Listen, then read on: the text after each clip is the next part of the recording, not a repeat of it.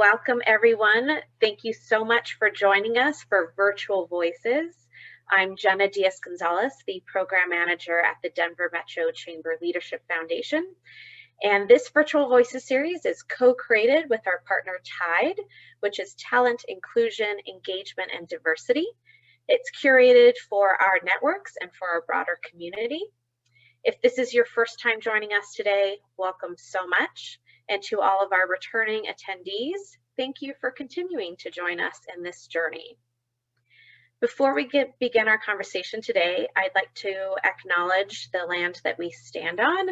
As a non-native person, I'm very grateful to be a guest on this land.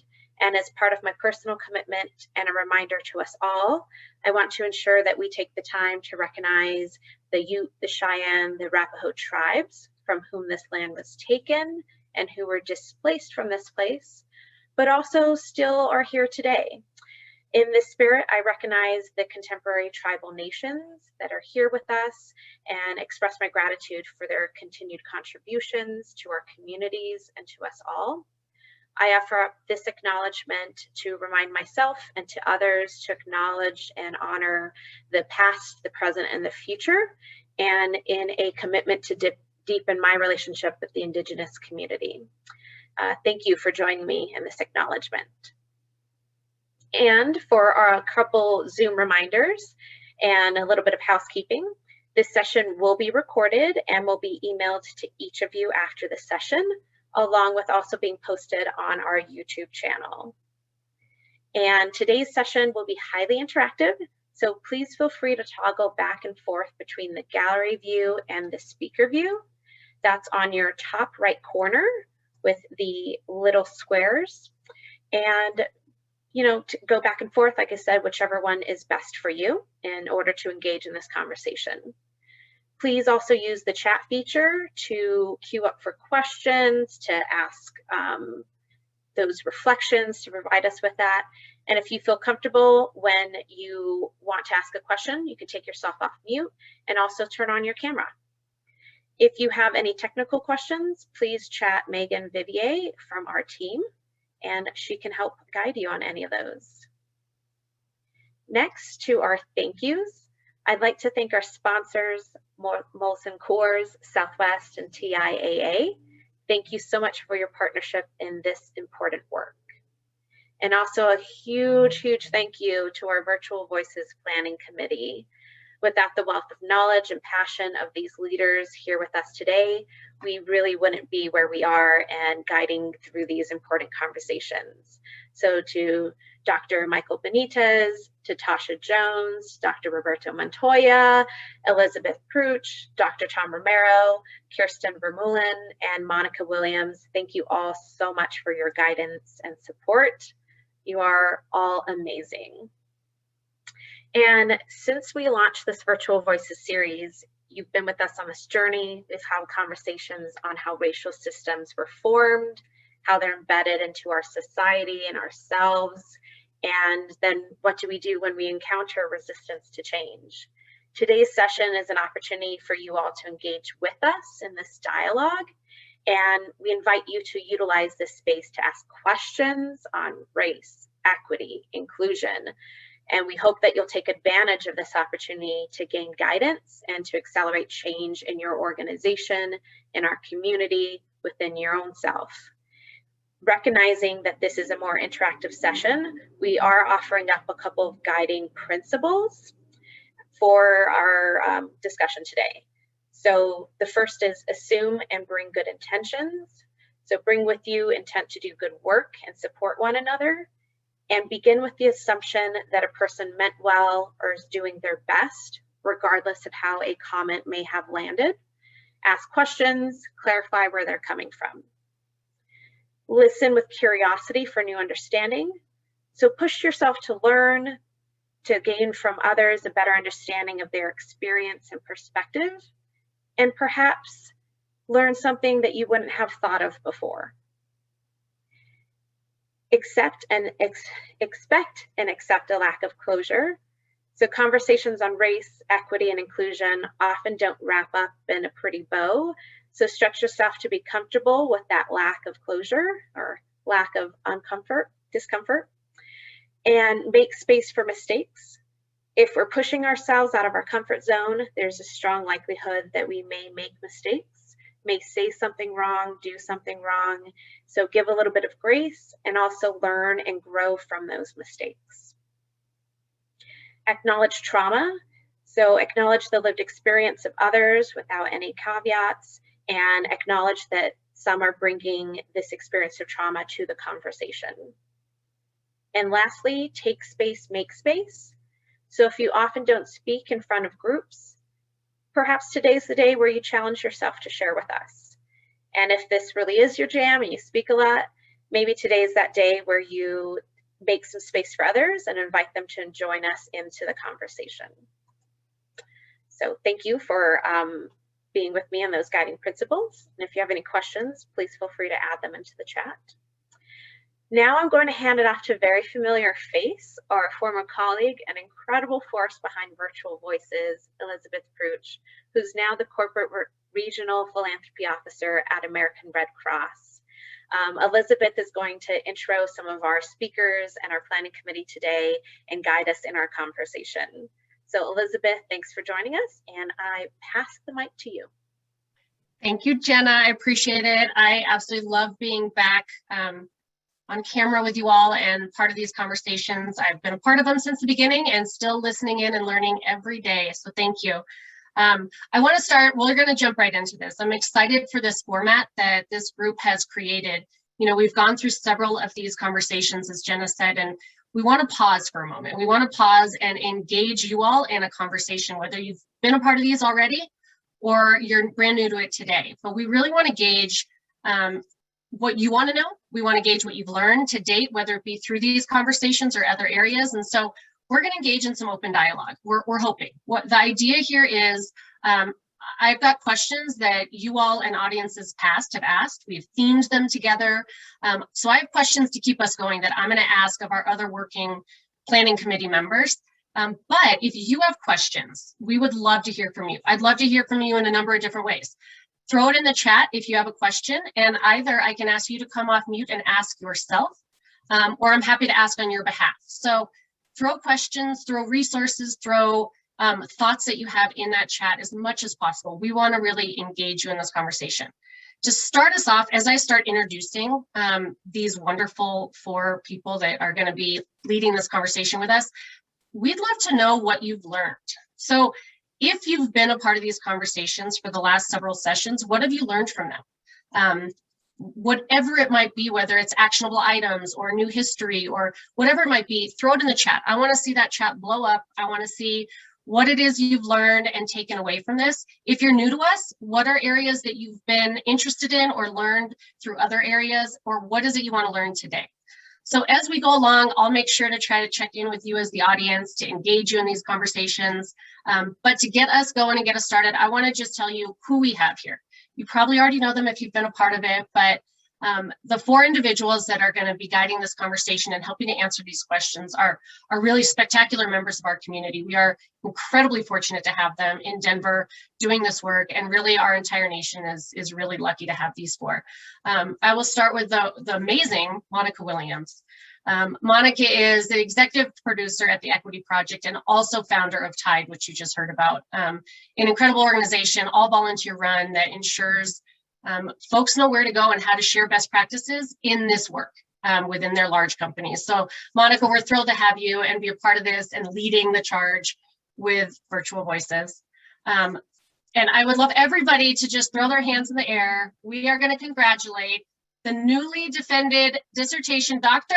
Roberto Montoya, who a week ago became a doctor. We are so proud of you. Not that you haven't been doing this work forever, but now you got that DR to go with it. You deserve it, my friend. And also the amazing Dr. Michael Benitez, who has been with us from the beginning, always giving those gold nuggets of information that we want to hear. Just a truly amazing individual. He is the VP of Diversity and Inclusion at Metro State University of Denver. So thank you. And Dr. Tom Romero, we are surrounded literally by geniuses here. I love this. He is the Director of Interdisciplinary Research Institute for the Study of Inequity at the University of Denver. Truly amazing group of people. I appreciate you all for being here. We're going to jump in, y'all. My first question for you guys, and I'd love for each of you to answer this. Monica, we'll start with you, but what keeps you in this work? What keeps you doing this important work that frankly has been happening for a very long time, but what keeps you doing this work around equity and diversity and inclusion? You know, that is such a great question, Elizabeth. I mean, and it is, there's many things that keep me doing this work. But one of the things that keeps me is my internal my internal desire for justice. I want to see things and people experience justice in every area of their life. And a just and fair society can oftentimes start in places where people work, in their opportunities that they achieve, and having, fair and equitable pay, having workplaces and experiences where they're treated fairly, where they're treated just in a way that fills them, in a way that they can contribute in the best way, where they're respected, where they're valued. And so my work to elevate people that are ordinarily disadvantaged or ordinarily not able to experience the fullness that is maybe given to others, that drives me. I've said this before in other sessions where I have been a fighter, in my life, in terms of not physically fighting, but just wanting to go to bat for people, wanting to, be the one that speaks out, where says the things that others won't say or haven't said. And so that's part of my nature. And so that desire, I can't take credit for it because I believe that's who I am. And so and who I am, who I was designed to be, who I was created to be. And so that drives me. But then the other thing that drives me is I am very much rewarded for it, meaning it's rewarding for me. It's fulfilling for me. I'm passionate about it. And so, and I'm also we're getting a lot of traction in the work that we're doing. I'm seeing now more than I've seen in my career of leading equity, inclusivity, and diversity. I'm seeing more and more people realize and recognize that it's important and valuable work. And so that also makes it rewarding for me. Thank you for the question. Well, and you are very authentic when you do it. So thank you. Dr. Montoya, may I ask you the same question? What keeps you in this work? This work is my inheritance. And so my family, my community, my gente, my people have been doing this work for centuries. And so I see it as part of what I need to be doing.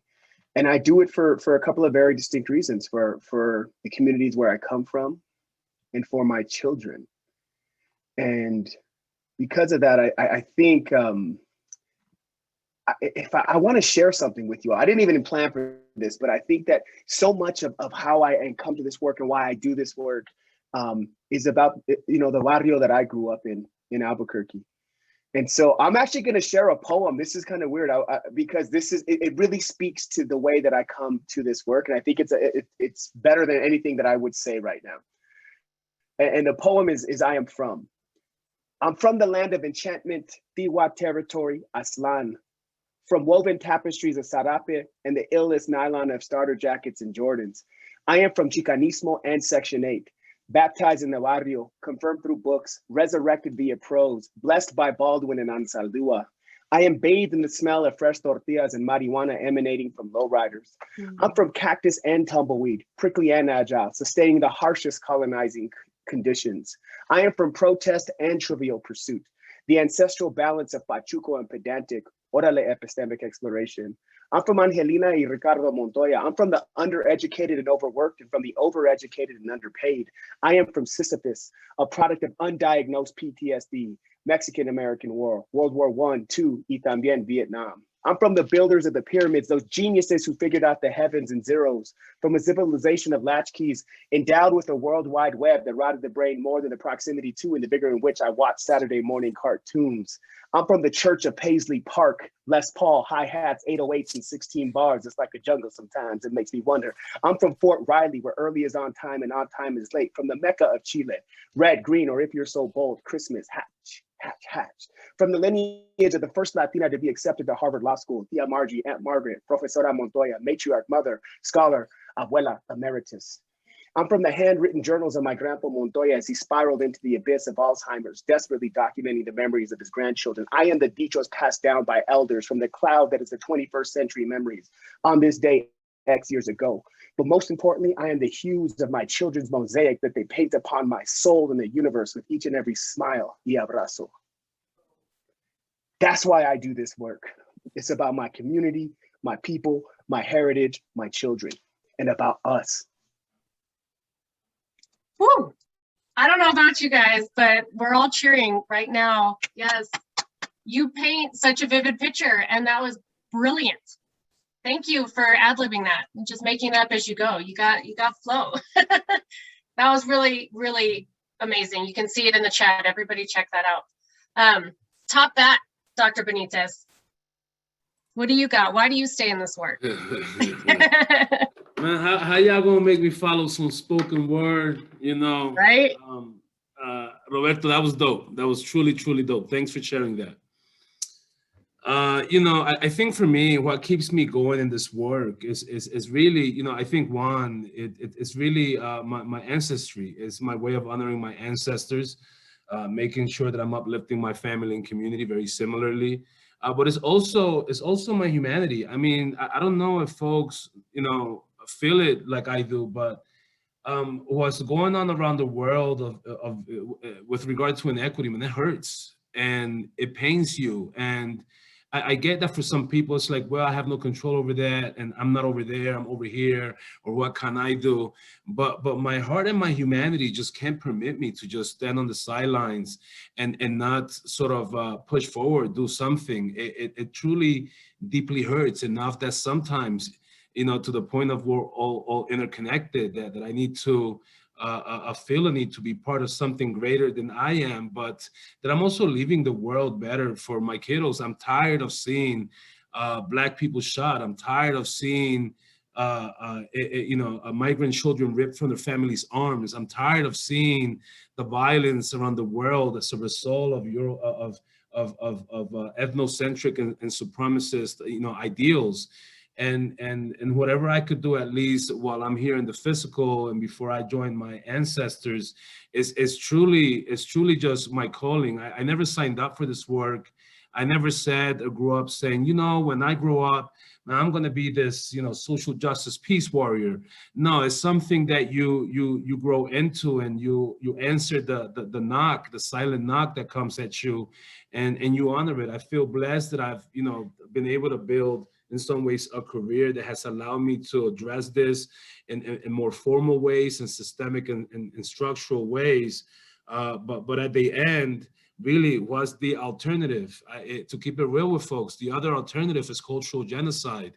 And I'm not down for that. So what keeps me going each day is every little kid that I see growing up, and wanting them to, you know, come into a world that is better than the way that I inherited. So that's what keeps me going. I'm glad it keeps you going. I can appreciate how exhausting this work is, especially because you live it in a different way. So thank you for sticking with it for your kids and for mine. I'll do the work as well. Dr. Romero, what keeps you in this work?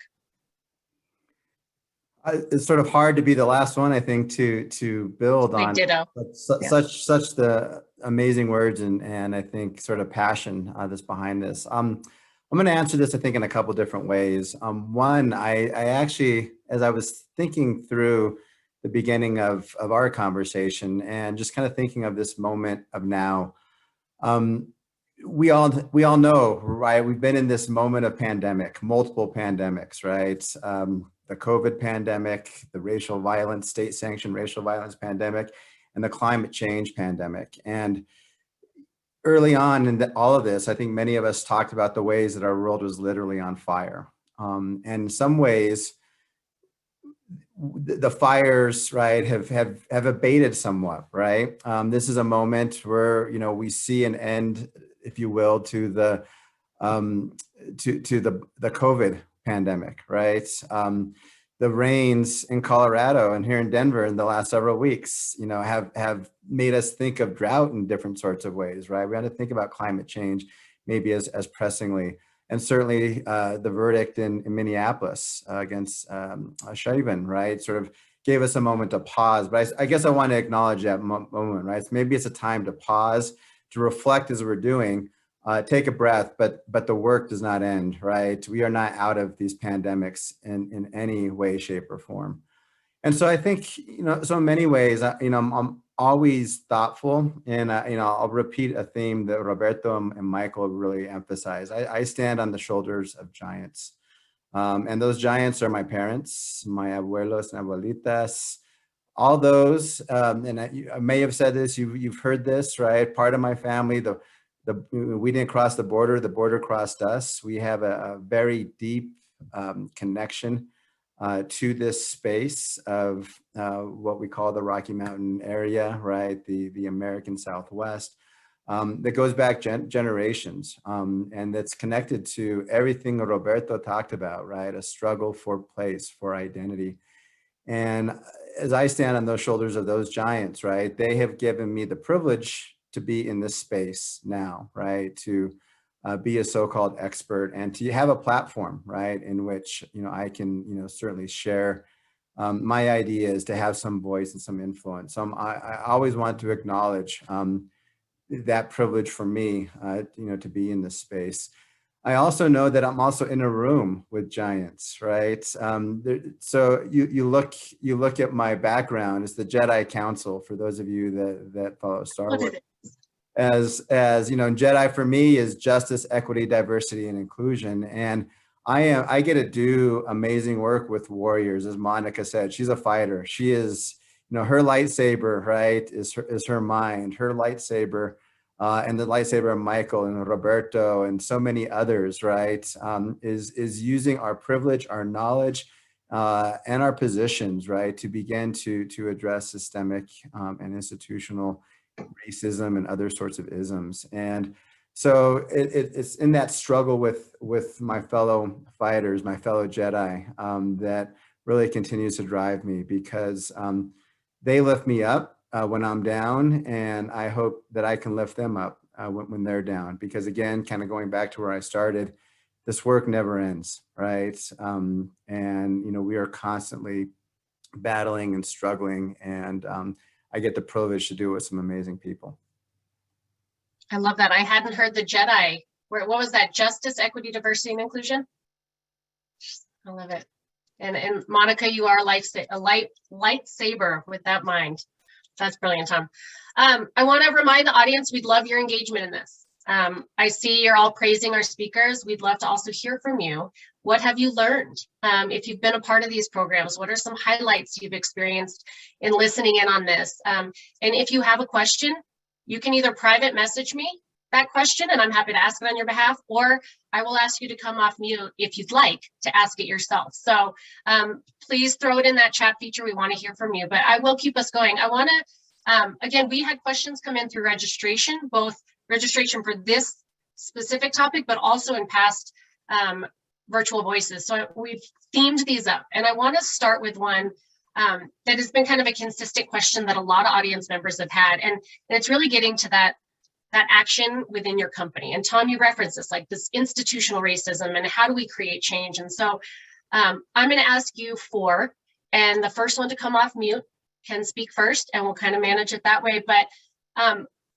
when we are met with resistance when trying to do this work, this very difficult work within our companies, how do you handle getting other people on board with you? How do you ensure that they understand the importance of this?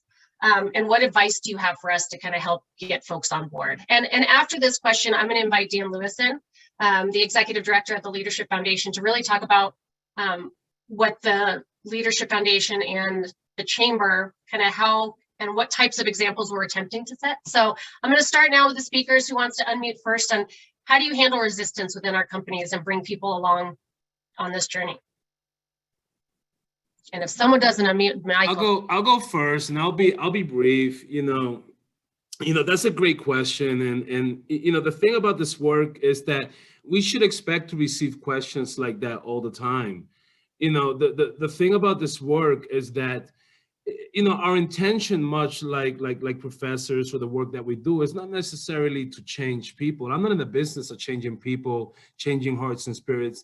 I'm in the humanity business of offering and carving out space for the deep conversations to be had, in hope that people will find it in their heart and minds to change themselves, to positively influence the communities that they're surrounded by, the spaces they belong to, whether it's related to their job or not their job, you know, even as personal as family. And so when I get those questions, my immediate response is always, you do the work because you're really steeped in it and you love it and you're passionate about it, and because you really truly believe in it. And you're going to have folks who show up at different stages, you know, some who are going to like fully resist and push back as a result of maybe not doing some of their own work, or maybe they do their own work, but they're grappling with how that kind of bumps up against their own values and ideals. You have folks in the middle who are kind of negotiating and navigating how they come into this work, and you have folks who are, you know, all in. And the beauty of that question becomes how do we come to terms with our inhumane humanities, or our humane inhumanities? You know, how do we continue to exist and contribute and push along, knowing that we're literally only 60 to 70 years removed from the civil rights movement? That's just 2 generations. To undo, in my case, what is 27 years of colonization, is going to take twice as long to undo that. So I deal with resistance by continuing to push and resist in my own way to resistance. And it doesn't have to look bad. That's the thing about this, is that we're in higher ed. You get people who, you know, at least for my case, but this also goes for industry and not-for-profits, who come from very diverse communities, and they come into some spaces and think that it's the most homogenous space ever. And you have people who come from like very rural communities, or maybe non-diverse communities, and they enter spaces and think it's the most diverse ever, and they're both right. And this happens all the time because this is the US. And grappling with that is, for me, the best way to come to grips with that resistance. It's expected, it should be expected, and we should lean on it with radical love. I like that, radical love. Yeah, that I agree with Dr. Benitez so much. That resistance is an expectation. I expect it. I look for it. And I look for it because I know that people's resistance is not always because they don't care. Sometimes it's because they don't know. It's because who we are as individuals is what Dr. Benitez said. It could be so tied to our identity. Our views points are so tied to our identities and who we are and how we grew up and how we were raised and what we were taught, that oftentimes the resistance comes from a lack of experience. It becomes from a lack of a lived experience of others. And in order to really get on board, you have to take yourself, out of what you have come to know, and try to put yourself in others' positions. Try to see, like, from another person's point of view, how they might be experiencing the world. So you have to care. Mm-hmm. You have to care about this work in order to do this work. If you don't care, then you're going to continue on doing what you've been doing. And where has that gotten us? We have to lean into change. And I count on resistance, but I also know that people come to this work for different reasons. Sometimes it's because we don't have a choice. I don't have a choice to fight. I have to fight for what's right. but others might come to this work because maybe, they have a daughter. Maybe they have a daughter and they know that their experiences in this world and are going to be different. Or maybe it's because they have a family member or, that is experiencing injustice for one reason or another. Or maybe it's because the organization itself is in trouble. They're at risk. And so it's a risk factor that they need to address injustices that are happening or inequities that are happening because they're in a lawsuit. There's organizations have come to this work for different reasons, but it really has to be very conscious and intentional and deliberate in addressing the challenges that come with it. So resistance to me is natural, but we can't let that stop us. That's the important thing. Like I will circumvent it. I will do what I have to do to expose it, but expose it in a way like Dr. Benitez also says, because that's been a part of my way, is to bring others in, not to, because I know people can opt into this work. They don't have to do it. So I'm trying to bring people in a way that is educational. Monica, I so appreciate how you said, oh, sorry, Tom. I really appreciate how you said people come to this work for different reasons. And whether it's a reason we agree with or not, they're at that work. So how do we continue that work once they're there? And I think that's such an important thing to say, and that we have to care about it. And you may not care about it when you start the work, but let's hope that as you continue to learn more and really get into the work, we all do care about it, because why wouldn't you care about others? That just seems, I really appreciate how you said that. Tom, if you have something different to add, let's do that. Otherwise, we've got a lot of questions coming in, so this is exciting. I'll very quickly, just a couple thoughts.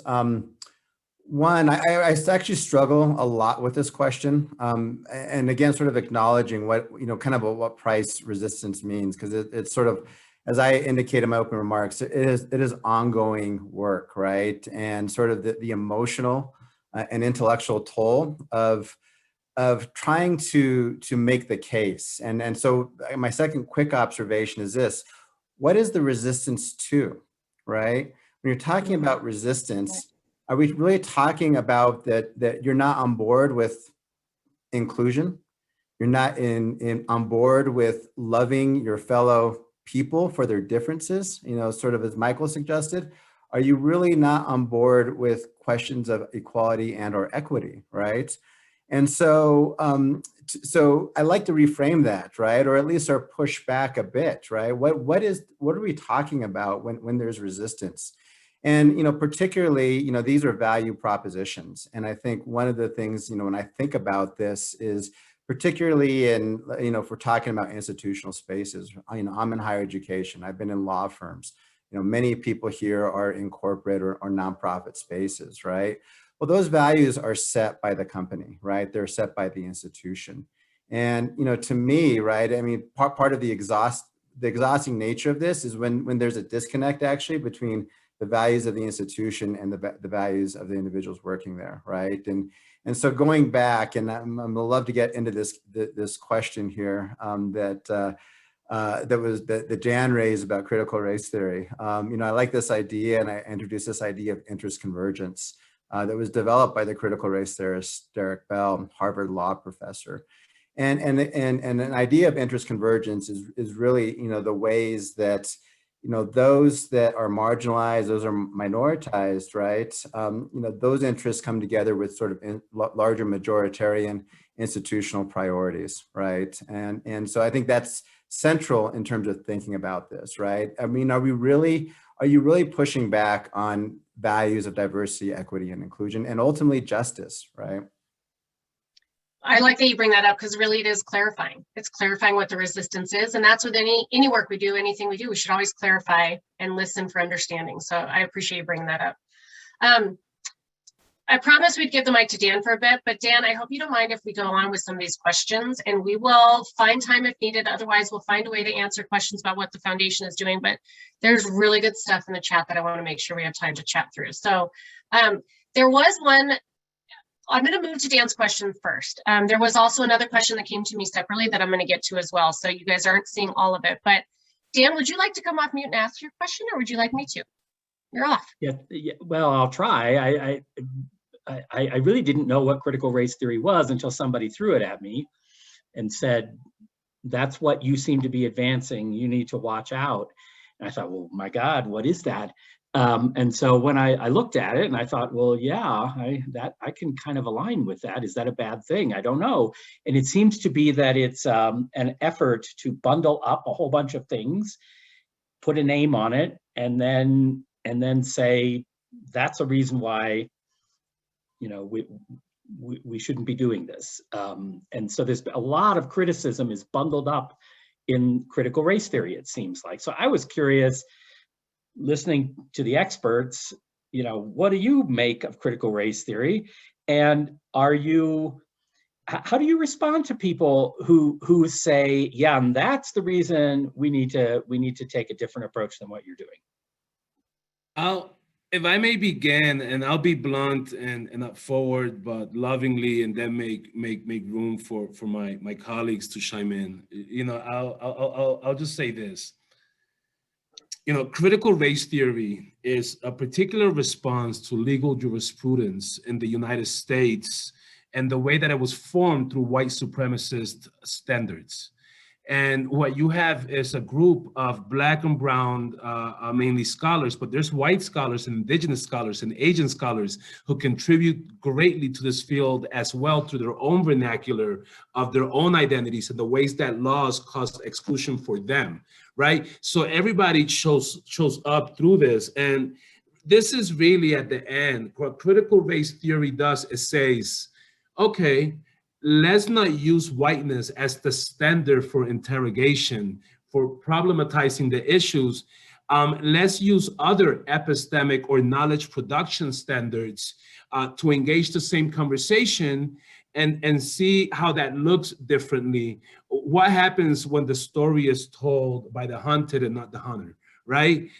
For lack of a better way to put it. So critical race theory is vital to advancing this work and offering ways in which, or theories and frameworks that are not grounded in dominant structures and epistemes. And that's probably the most important thing for me that I hope folks take away from that. I know that we did a presentation where I think it might've been Tom who highlighted, or Roberto who highlighted critical race theory quite a bit and a different set of the tenets.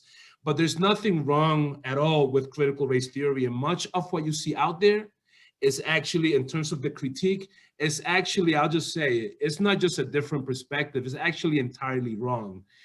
There's a difference between, there's opinions and alternative facts. And I wanna be very clear that neither of those are facts.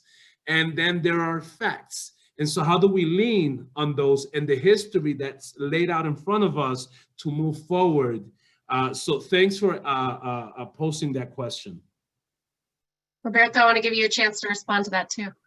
I feel like double Dutch, you know, like I'm sitting here like this, just waiting to get in. I saw it. You know, I'm not going to repeat what Dr. Benitez said, because he really did like summarize exactly what CRT is. And most people who are critiquing CRT have never read as much as an abstract of CRT, let alone can actually tell you what it is, how it was created, how it's utilized, and what the tenets are. Because as Dan said, like I am a Latino critical race theorist. I'm proud to say it. My aunt is one of the founders of Latino critical race theory.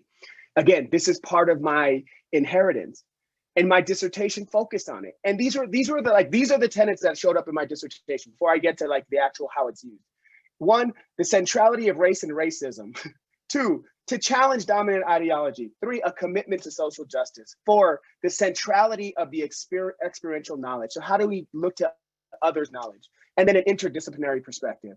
If those are anti-American, you know what I mean? If that is what people are naming as indoctrination of committing, then we have to understand, like, what are we then working against, right? Because using CRT as a gaslighting term is an empty signifier, which is really just a resistance to get us to not to talk about what we know is incredibly pervasive. And it is an incredible form of gaslighting to create race, to create racial hierarchy, to establish policies, practices, procedures, and legislation that tie to these things, and then to tell you you're the racist for talking about it. That is a really perverse form of gaslighting. And actually, it reminds me a lot of the way the abusers talk to abusees. It's your fault that I'm being mean to you. No, you're being mean. That's the problem. Race and racism and institutional white supremacy are the problem. And us talking about it does not make us anti-American. Actually, it makes us more American. And so, to me, in my mind, this empty signifier and vilifying critical race theory and telling now teachers that they can't talk about race, right? That we can't talk about one of the most salient factors in our life. And when we disaggregate data across race that our government asks us to actually fill out. So you actually ask us for this information and are telling us we can't talk about it.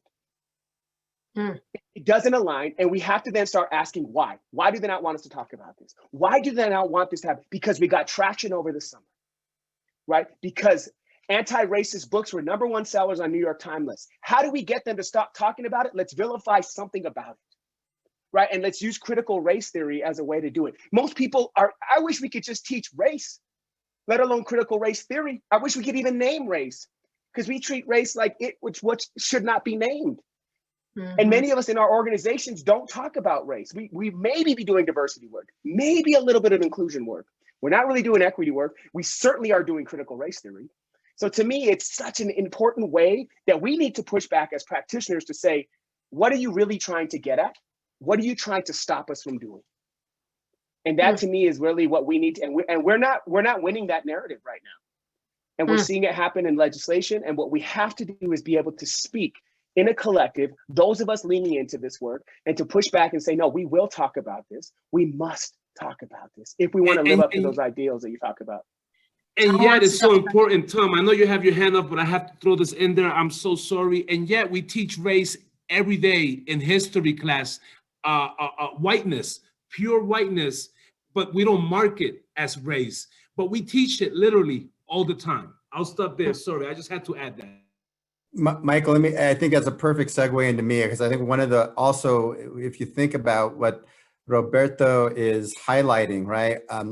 See, when people critique CRT or they throw it out without understanding what it is, it's also an attack on scholars of color, as Michael pointed out, right? Scholars of color are the ones that brought this up. And I'll give a really interesting example, right? There's a well-known historian whose work I consider very much sort of embedded in critical race theory. Gary Gerstle, a social historian who back in the 90s wrote this book called The American Crucible. And he talked about, and this was a award-winning book, and it's used in classrooms across the country, about this tension in American history between what he calls Americans' racial nationalism and America's civic nationalism. And I think it goes to the point that Roberto was really talking about, right? This is what critical race theorists do, right? They highlight the fact that within our ideals, and particularly within our legal system, if you start out at our Constitution, a Constitution that's committed to the idea, right, of a democratic form of government, an idea of equality for everyone, right? It fails in a variety of different ways. And as Gary Gerstle, a white historian, right, is able to do, he's able to say that this is at the heart, this tension between civic nationalism and racial nationalism is at the heart of our American experience. And so that's another way to think about it. This history has been taught about, it's been, these issues have been talked about for decades, right? It's only now when scholars of color are getting titles like doctor, right, or professor, and of course it's having influence, that it is being discredited. I just learned a lot about that. The resources you guys are naming, a lot of folks would love to have them. And just as a reminder, we will send out a full recap of this with resources and references to a lot of this. So I think that'll be good. This is a hot topic. I love what we're hearing and the passion. I want to keep going though. We have some other questions from our audience. Erica Tinsley, would you like to come off mute and ask your question? It kind of is taking us back to that resistance side. Sure. And I think it kind of comes along with what you guys are just talking about too, is sometimes I feel like resistance is created when people just don't feel like they can get out of this like comfortable space that they have. So they're on board with what you're doing, they're on board with making change and working toward equity and talking about race, but then they just don't feel like, especially if it's not a person of color, they feel uncomfortable weighing in on the subject because they're like, oh, I'm not a person of color, so I don't feel like I'm allowed to say anything right now, which in and of itself creates resistance to whatever work it is that you guys are trying to do as a group. So how have you guys kind of worked through that or dealt with that when you've faced it in the work that you're doing? Monica, I would love to hear you respond to that one, just from pure work. Yeah, absolutely. So you're right. I take an educational lens to, I'll take the time to understand like what the resistance is rooted in. Is it rooted in fear? Is it rooted in fear? Or is it rooted in, if you have more, then I'll have less?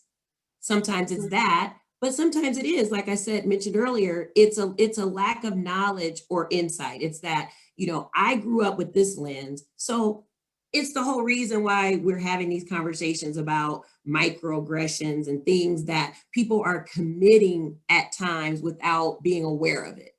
Why are you not aware of it? Because you don't have to deal with it. Like, you're not the one that's experiencing it.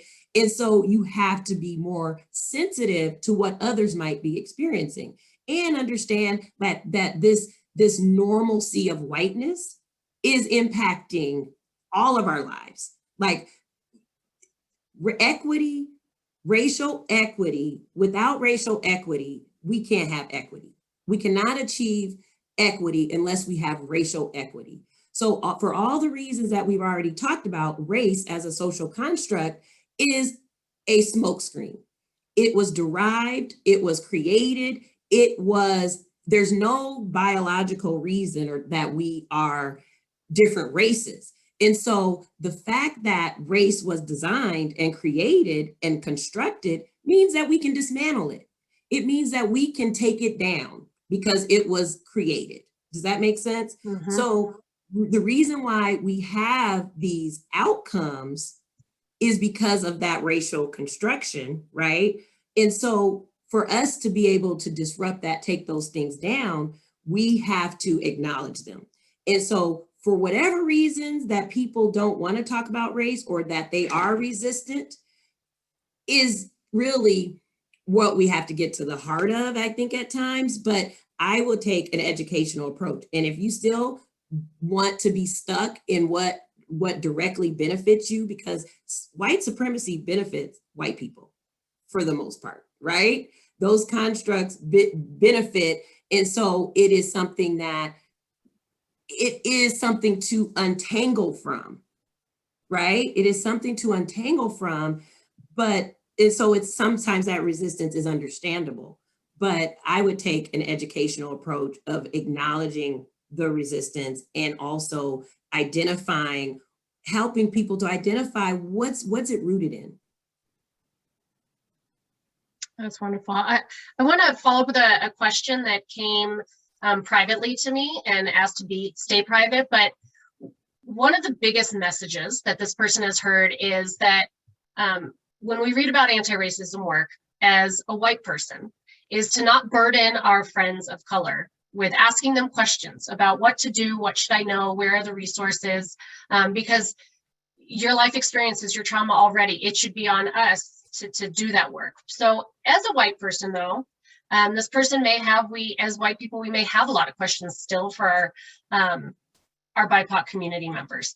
What feedback or insight can you offer, whether it's reading or how do we respectfully engage in those conversations with people of color to ensure that we aren't putting that burden on them, but also being able to have the dialogue? Roberto, we'll get you next. Michael, you're up. I would just say three quick ones. The first one is, first try to get to know a person. I'm going through a humane lens. Try to get to know a person first before you ask those questions, right? You build a relationship first, and then that conversation can happen. And so I'll start there. Second, when you do ask, also understand your role in it. As a white person, we may be able to say, hey, A, B, and C, but now go do your homework, right? Now go read and check out some of these pieces, watch some flicks. And then lastly, I would say that that be mindful, just be mindful about the way that you're asking. Because, you know, a big part of the issue here is that a lot of times when white folks ask, they do so through a spectacle lens, and they don't do so from a place of truly placing themselves in a position of doing something about it. And I think part of the issue is, how much do we continue to respond and answer these questions and offer resources without seeing the people who we share with act on it, right? And so that becomes a really big piece. But in my case, I do offer room always. I've had to, because this work is about love, about respectful erroring. If somebody has a cut and we don't and we don't identify it, that cut's going to continue to grow and get infected. And so part of the work, I think, for BIPOC at times is to be open to addressing that wound and healing it, so that folks could then go into the next space with that healing, you know. And for me, those are the 3 points I want to offer up. Thank you, Roberto. Yeah, similarly, I think it's about reciprocity. That if the ask comes seeming in a kind of an unbalanced way, that's when I think a lot of folks of color are getting very, upset. It's like, that there is, do the work for me, right? And we're already doing enough work trying to change institutions, trying to just navigate, trying to do these other things, let alone being asked to do additional work to help educate folks that could be done through a simple Google search. That's why I think when a lot of folks of color get very frustrated. Nevertheless, I also try to put myself in the shoes, because there's a lot that I need to learn. As a cisgendered heterosexual male who has intense gender privilege, there are many times when I need to also come to space, knowing how I better come to space, dismantling these systems of oppression. And there are times when I need help doing that. And so how do I even think of my own areas of privilege as someone who is simultaneously privileged and oppressed? Thinking about those ways and how I come to that space, and maybe even helping others in the way that I'm trying to do and show up as well. So that's where I'm talking about reciprocity. That's how I tend to think of it. Where it does become very harmful is in the ask and then in the next steps. If you come and ask and I provide, and then there's not a following up, did that mean that you didn't like what you got? That you don't really want to continue this conversation? So is there an investment? If you do feel that way, you do have the relationship, as Dr. Benitez said, make sure that you're coming back to that. To me, that's very important, because it shows that commitment to wanting to then continue this dialogue. And again, I define dialogue as the process of thinking together. How do you continue to do that? So that's how I would come to that. And that's the advice that I would give. That's great. Tom, were you raising your hand, or? Yeah, very quickly. Oh, and Sylvia is too. Okay. Yeah, just very quick. One way I was sort of thinking about approaching this question is some of my own experiences, my own teaching, my own thinking about.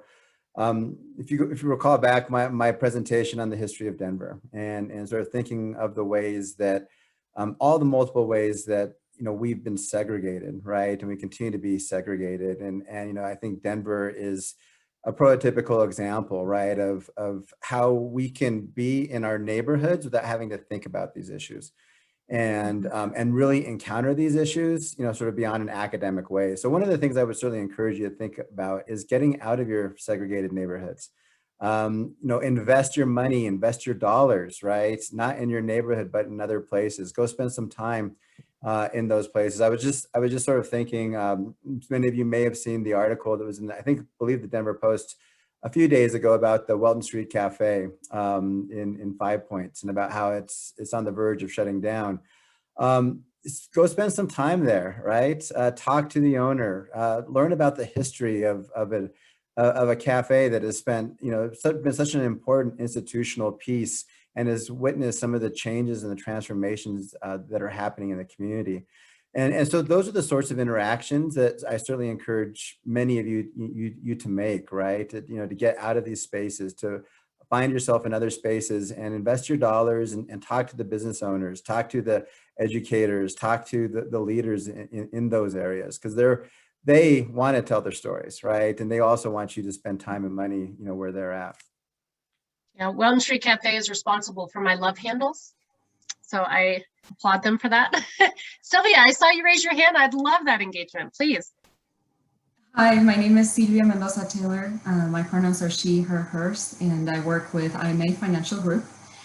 I wanted to add that it's important for white people and anybody really to be aware that not because I am Latina doesn't mean that I know all of the social injustices that my community goes through and the answers to it or the terminology.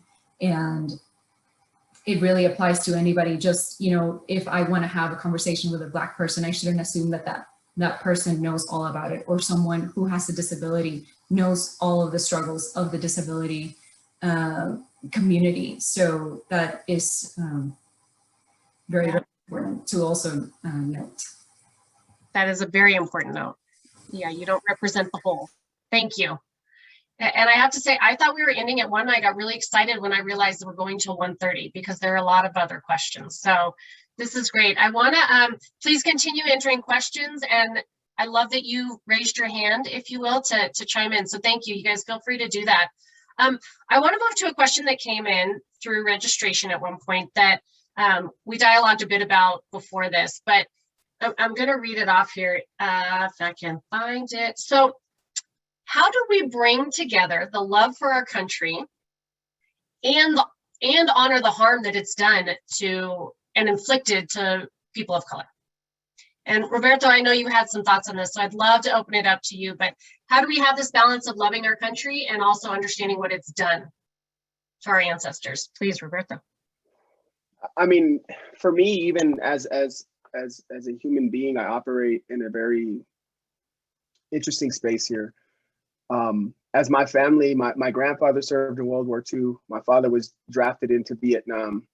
I didn't have a father in my life because of his time in war, coming back, undiagnosed PTSD, not supported. And so my family has sacrificed so much in the name of this country. And yet because I aspire to what, and I have a picture of the great James Baldwin right here. And he said, I love America more than any other country in the world. And exactly for this reason, I insist on the right to criticize her perpetually. And I criticize this country perpetually because I push back on notions of American exceptionalism, that somehow we are perfect and there's nothing that we can fix. And that's where we've gotten to right now, that if you are critiquing this country, that somehow you are un-American, right? That if you critique, forms of apartheid, and we're seeing this happening in front of our eyes right now, that somehow you're un-American. And yet, we are, my ancestry has been here, predates any country. So I'm more American, and yet we can't, in these conversations, and I work in government, and I always push folks to say we have these values and ideals, and we haven't even gotten close to living up to them. And yet, these conversations that somehow, for those of us that are working in anti-racism, that we're anti-American, what that implies is that America is so racist. To be anti-racist is to be anti-American. So you're actually making the argument. And yet, so here we are. So again, these are very circular types of arguments. And as Eduardo Bonilla Silva would say in his beautiful book, Racism Without Racists, he says these are semantic moves that are used to avoid having substantive conversations about race, racism, and white supremacy. So that's what I would push back is, because then you can, essentially is to say that some service matters more than others. And, all these things, it's just like jingoism, which is hyper patriotism is what we need to push back on. That is the only way to be patriotic, is to be jingoistic. And look it up. It's a beautiful word. I love using that word. But we have to push back that is the only way that we can somehow be and exist within this country and to love our country. I appreciate hearing that. Michael, you unmuted. Yeah, I was trying to maybe resist of sharing, but inspired by the courage of my brother Roberto. And it's interesting because when you grow up, and in my case, Puerto Rico to New York to PA, PA to Iowa, Iowa to Washington, Washington to Colorado. And in, you know, 2 of those years going through homelessness, my dad also was in just about every war after 1985. So he was, you know, gone all the time, and I didn't really grow up with him. But I think the way I want to respond to that is, you have to, you know, love your country to, one, be able to stay in it, but you also have to wrestle with the tension, the real tension and contradiction that it is. And to Roberto's point, I love the ideals that this country is founded on, and we're such a long way from meeting those. We are aspirational and we should make an effort, but what do you do in my case? And sometimes I put the question back. Yo soy de Puerto Rico, I'm Afro-Taino. And so, you know, I live in an island, or I would prefer to live in an island that is my home, that is my isla, but I can't because it is still a colonial, it's still in a colonial state. It is a neo-colonial relationship to U.S. doctrine and policy. And what you saw emerge after even Hurricane Katrina, and the way that the U.S. treated Puerto Rico, and I'll add the way in which we can even dictate our own economy because of the Jones Act, or because of the austerity laws, or whatever the issues are. So when you ask that question, I also have to reflect back and say, well, how is the U.S. treating my island? And why won't it just give us our independence? And I gladly go and live, you know, in Puerto Rico. So it's not that it's a love-hate relationship, it's a love-love, but because I love it so much and because I believe in it so much, it is my duty to offer critique wherever I think that we can do better by our humanity, and in a broad way, our citizenry. Because when I say citizenry, I'm included every undocumented that we consider non-documented citizen. They're all citizens of this earth. And lastly, when you ask that question to a First Nation person from any respective tribe, that looks very different. And while I share my indigeneity through Arawak Taino-ness, I'm not part of necessarily a treaty or a tribe here in this part of Turtle Island. The question also invokes for me, you know, like, it's almost like as the Native person, you know, what would they say about love in America when it is their very ancestors, many of whom are non-existent because of this American dream that let me be clear, that white cisgender males, heterosexual males, dreamed up and put into place. And that's the legacy that we've inherited and we're trying to break down. So we're really loving America, but trying to continue it to make it better. I really appreciate that honesty and bringing that side of it. So thank you, Michael, for telling that portion of that story. I want to kind of similarly, and Monica, I'm going to ask you to start this one off if you don't mind. But one of the questions that we've heard is, how do we challenge and talk about white privilege? You kind of teed that up, like systems were created from white privilege. How do we start talking about this? How do we challenge that? How do we make it not a scary thing to talk about? Because it's critically important to understand it as we do this work, right? And understanding what it is and what it means. And there's a lot of misrepresentations of what white privilege is. So Monica, would you be willing to start, kind of talk through with us, how can we challenge this notion of white privilege? Not challenge it, but talk about it. How can we really make it an easier thing to talk about? And she might be frozen because you've got this serious, consistent look on your face. Anybody else want to start us off? We'll welcome her back when you can hear us again. Oh, now she is that. I think that's her version of spoken word. Roberto, she's trying to. Can we hear you? Oh, now you're back, Monica. I was getting ready to pout because it wasn't. You can hear me now? Am I good? Yeah, we can hear you. So the first thing that I wanted to talk about around white privilege is that it's for people to understand that you're born into it, right? It is, so it's just like I wasn't able to choose what family I was born into. White privilege is something that you're also born into. And so being born into it and benefiting from it, you're a benefactor of it, important to realize and recognize that it's not a play. It shouldn't put you on the defensive, right? You shouldn't be defensive of it, but to understand it and to acknowledge it and to be aware of it and to leverage it. You have something that you can leverage in order to benefit others, right? Because you're a benefactor of it, you have a voice also in disrupting it, if that makes sense. So and we all have some form of privilege, right? That whether it be because I'm educated, because I'm in a certain, financial stance, those are things that I have acquired in spite of, but privilege is something that white privilege is something that you are born with, and it is the thing that gives you an advantage and over others just because of who you are. You didn't have to earn it. It's not something that was earned. It was something that you were given, right? Just because of the family you were born into. And so to not be defensive about that and to understand it and to leverage it, like that's a thing that you can leverage to fight for others. It's something that you can leverage to speak up on behalf of others. It's something that you can leverage to say, wow, like acknowledge, I'm never asking for a handout. I'm never asking for somebody to give me something that I didn't earn. But and I think that's what people think is like, you are somehow, if you're a person of color, you're, disadvantaged in how you were born in some way, disadvantaged just because of the way that the system was designed.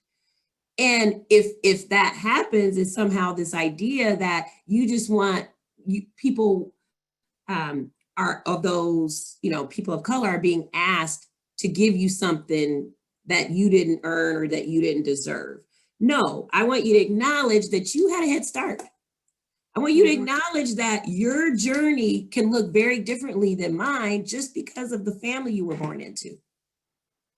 And so that idea of white privilege is something that is very real, but it also is something that can be leveraged to benefit others.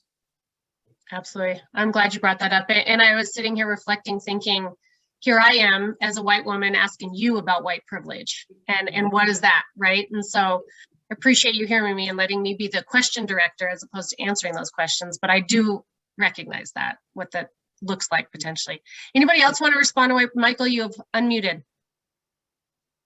Yeah. I want to just tag on. I don't want to, because Monica, I think, just really stated it, right? Really summarized it well. I think what I'm going to say this for clarity. When we say white privilege, we're also not saying white people don't work hard. We're not saying that white people don't go through their own struggles. Like that's, I think that so often folks hop into that space where it's like, I earned everything. Well, look, nobody's saying you didn't, right? When you think about privilege, think about it from hopefully from a place of consequences versus not consequences, or thinking about something versus not having to.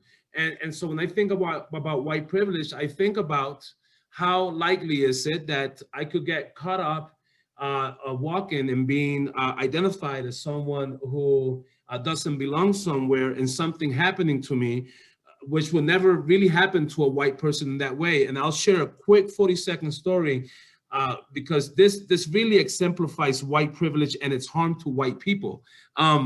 And we often don't see that. We only think about it as harm to BIPOC or people of color and not to white people. There was a situation in the last place that I lived, in Washington, where there's the segregated communities, and there's this one community, the North Side, that is the white community, right? And then you have the South Side, the largely Black, brown community. Then you have the East Side, where all the Latinx live. So you know where I'm going with that.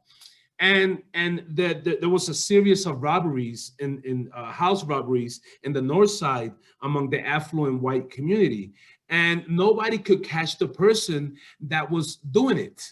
And it was like 3 houses, 4 houses. And this is a community where generally people say they all know each other, right? This rich, affluent, everybody says hello to each other. And finally, they caught the person who it was. And it was the most unlikely person. It was a late 20s, young white woman with blonde hair and blue eyes who would walk back and forth through that street where the thefts took place. And everybody was surprised, right? And my thing is, why were you all surprised, right? That this person that did not live in that community could just walk back and forth in and out of houses without anyone thinking, does she belong here? No, that's maybe her cousin or her auntie or her sister or someone visiting. But a person of color in that same community could live there, similar to Skip Gates when that whole situation happened to him, you know, for eons and years, and still be treated like they don't belong in that community, right? So on one hand, you have a person climbing into his house because they forgot their keys and everybody thought black person, called the cops. And the other hand, nobody thought that this, you know, white woman who nobody thought, oh, that's not even possible, right? And that's the epitome of white privilege, is that nobody saw her and thought, where's she coming from? We've never seen her around here before. She got every benefit of the doubt versus the flip side. Yeah, look at the Capitol, the incident that happened on the Capitol with the insurgents. The time before that, or weeks before that, when the Black Lives Matter protesters were there, they couldn't even get to the steps. Like without having like full on security. And because of that privilege, when it was a majority white folks rioting and insurging on that Capitol, they made it into this house, right? Well, I don't know all the, you know where they got to, right? And people died. That's privilege. To have been able to be given the benefit of the doubt to say you're on a tour, but really you're there to cause harm and did cause harm. So the other thing I would give you as an example, because I experience this a lot, is I have an iPhone, right? Why do I have to pick every time a different skin tone? Why does it default to white? The default is white. If I needed to go get neutral or skin tone undergarments, they don't exist because nude is not my skin color. Nude is white in different shades. To me, that's the thing that it's almost like the unearned privilege that you don't even know you have. I like it. You give us real life examples that we can all hear once you say it, because those are real. And Skip, I see your comment, and I appreciate that. That's exactly right. And I encourage folks to Google. There's a woman that did a little video about the Monopoly game, and this reference what you're talking about here, Skip, is like, you've seen it. Yeah, some people are nodding their heads, but just Google it. She talks about how Monopoly, like as a white person, I'm already in a mansion with a ranch, and then people of color are coming along many years later, so they're already at a detriment just by way of what happens. It's a great video that just kind of does a good job explaining. I want to shift real quick to the topic of education. What we're teaching in schools. We had some questions around that, like what should be taught, where should we be teaching it, when should we be teaching it? I'm teeing this up as a broad topic we have a lot of academics here, we have parents here. I want to hear your thoughts on, you know, and you hinted at this earlier, Michael. Tom, I'm going to start with you though on this one, and just get a sense of that education. We're not teaching what we should be teaching. How can we look at this differently, and what actions potentially can we take as parents, as people that care about our community, whether we have children or not? Thank you for that question, Elizabeth. I guess where I'm going to start is also to actually acknowledge that there has been, for the last 50 years, or maybe even since Brown v. Board of Education, a sustained assault on public education in this country, a multi-generational project, right, to defund schools, right, to battle, right, integrated curriculums. And in some ways, right, this has all led to this moment. I think I sort of want to reflect back on what Michael indicated, right, about the difference between opinion and facts, right? And truth, right? I'll sort of add truth in there as well. And whereas one time, right, we as a country, and going back to what Roberto was highlighting, right, we as a country had consensus that our schools were the best, right? Why could they potentially be the best? Because about the promises, the resources, the ideals about education and about critical education. I think that is tied to that. So that would, I guess, my first is an acknowledgement of that piece. And what is that kind of assault on public education as well as higher education look like, right? It's things like the Tabor Amendment, where, you know, prior to the 1990s, the amount of dollars that went into our public schools in Colorado, right? We were, you know, at least in the top 20, 25 in the nation, right? Now we are 48, 49, right, in terms of resources, right, that go, you know, per student. You know, and so it's clearly, I think, a resource issue, but then of course it's connected then to an ability to engage, right, and I think in a thoughtful and a integrative and inclusive curriculum. And some of my own work and scholarship as a historian has actually looked at, there was a time back in the 50s, right, when the Denver Public Schools were looked at around the nation for the ways that it was trying to integrate a curriculum that included Latinx people, or for a curriculum that included Black folks, right? And so we need to get back in some sense to being able to not be afraid of an inclusive curriculum. To center, as we see in the Denver Public Schools, right, race and ethnic studies as a core component of our learning. And so I think the other just quick observation about that here too is understanding, right, the way that there's an industry that, for public education, for higher education. There's a very narrow and controlled industry about the type of content that comes out, right? And so opening it up to more diverse resources, building curriculums and syllabi that include scholars of color and diverse voices, and not being afraid to engage in those conversations. But I do want to put it in context of it's a major resource problem and a major assault on public education, higher education that's been happening for 50 plus years. Assault on education, yeah. Michael, you unmuted. I'll just, again, you know, I'll just add briefly to what Tom shared. You know, the thing about education is that you know, education, especially history and K-12 context, could truly serve as the equalizer of knowledge production, intake, and analysis, and then reinterpretation. And what I mean by that is that if we taught history for the way that it went down, then we offer a true recollection and account of all the good and all the bad, right? And so my issue with education that is so one-sided, it's literally by white people, from white people, for white people, for the benefit of white people.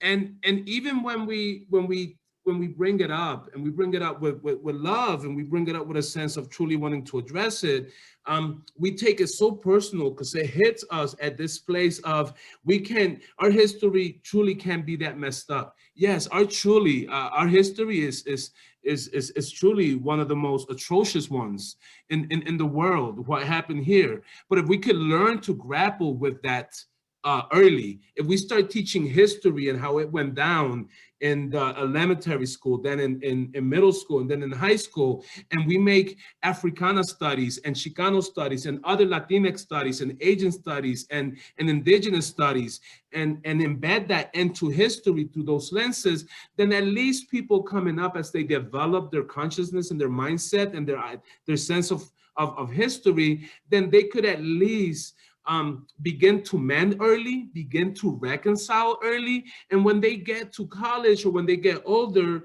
then at least they have a recollection of how it went down and have had an opportunity to grapple with that. The issue is that when they, you know, a lot of the students come to college, especially students of color, and for the first time, they're hearing a different history from what they've been taught. You know, throughout their whole K-12 experience, that is more reflective of how they hoped they would have seen themselves represented in history than the way they were presented in history throughout that time. And that it, for so many, that it takes them until the ages of 17, 18, 19 to even hit that zone. And also for a lot of white students, a lot of, very, kind of caring, a lot of the white students too, I don't want to kind of leave them out, who get to that age and say, why is this the first time that I'm learning this about my own history? And we miss an opportunity. We miss a great opportunity to truly wrestle with truth and with history, the way it went down, so that we're better prepared to deal with it when we're in a position when we can inform the decision making, whether that's policies or structures or curriculum in particular. And that's why I bring it up in that light, because I bring it up as truly a missed opportunity to wrestle with the beautiful, to wrestle with the ugly, and then to be able to make something of that, as opposed to then getting hit with an identity crisis that basically tells you at age 18, 19 that half, if not more of half of what you learned is either inaccurate or only a quarter of the story. Thank you for adding that. As we're closing in our 5 minute, is it Satya? Am I saying that right? I don't want to butcher. Satya. Satya, thank you. And I said that in my head, but please, you had your hand raised. I did.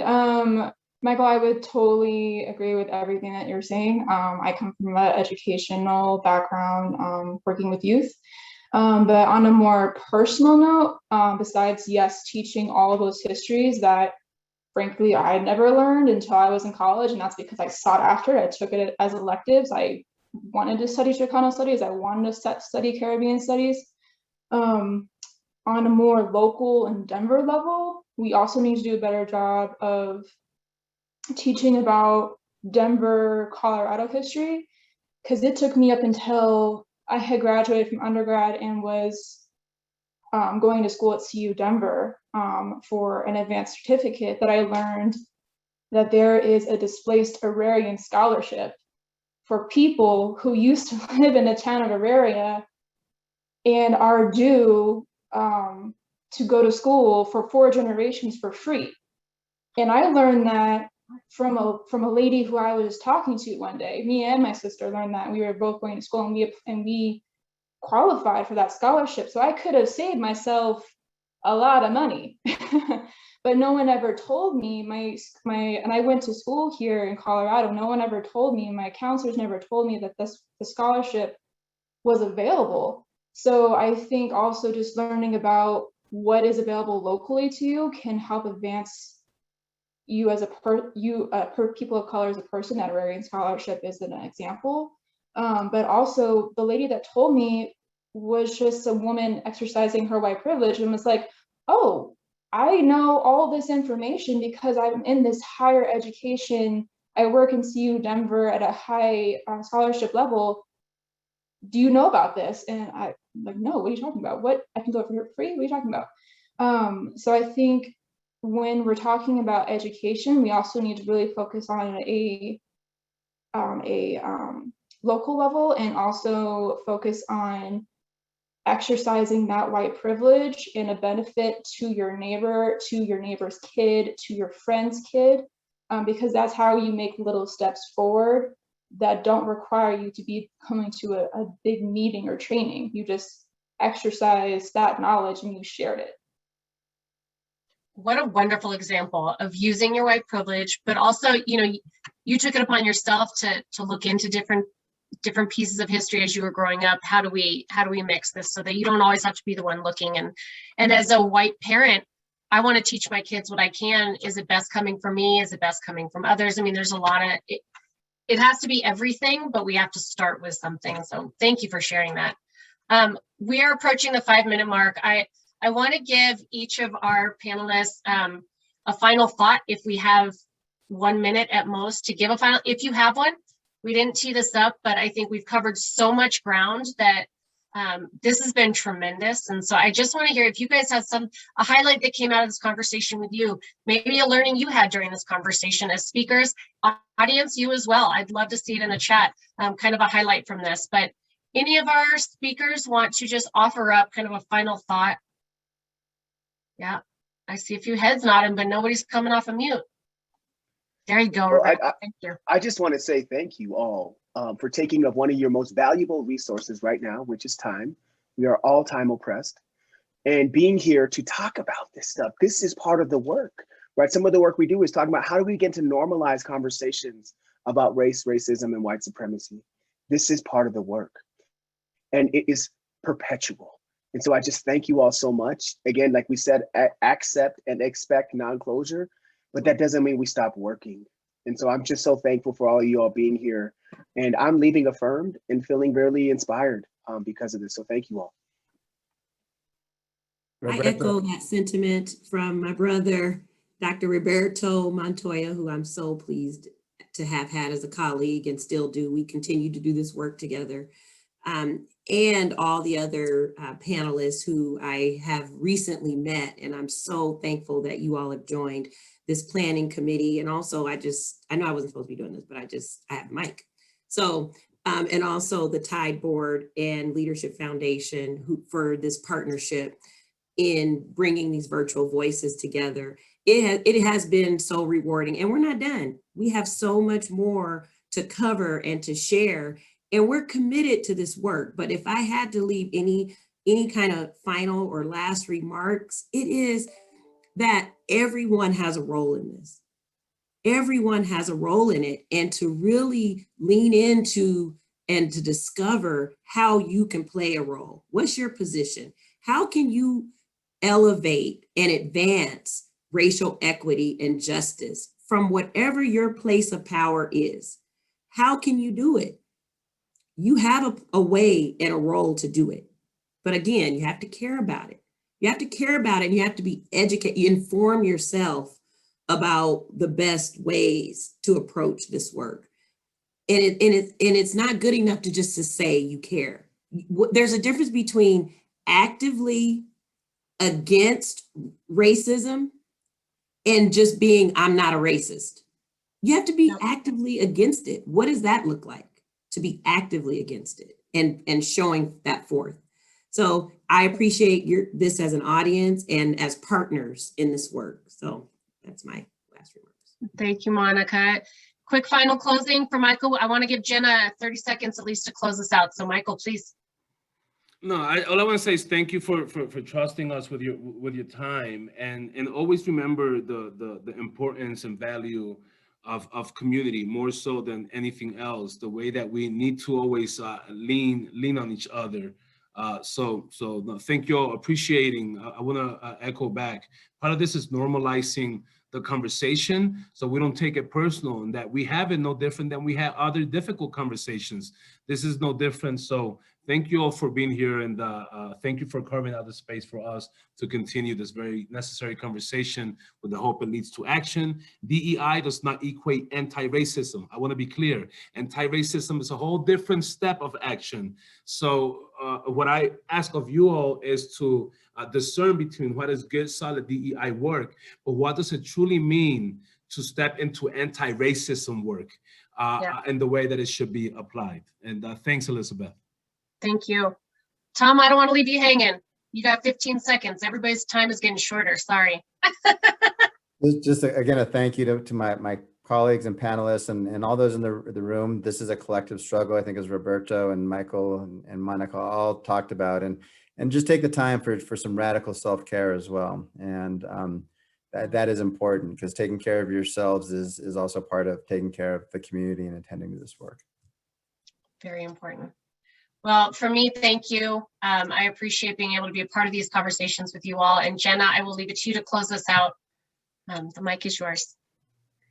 Also continuing the thank yous to our incredible question director, Elizabeth. Thank you so much for guiding us in this conversation. It was incredible.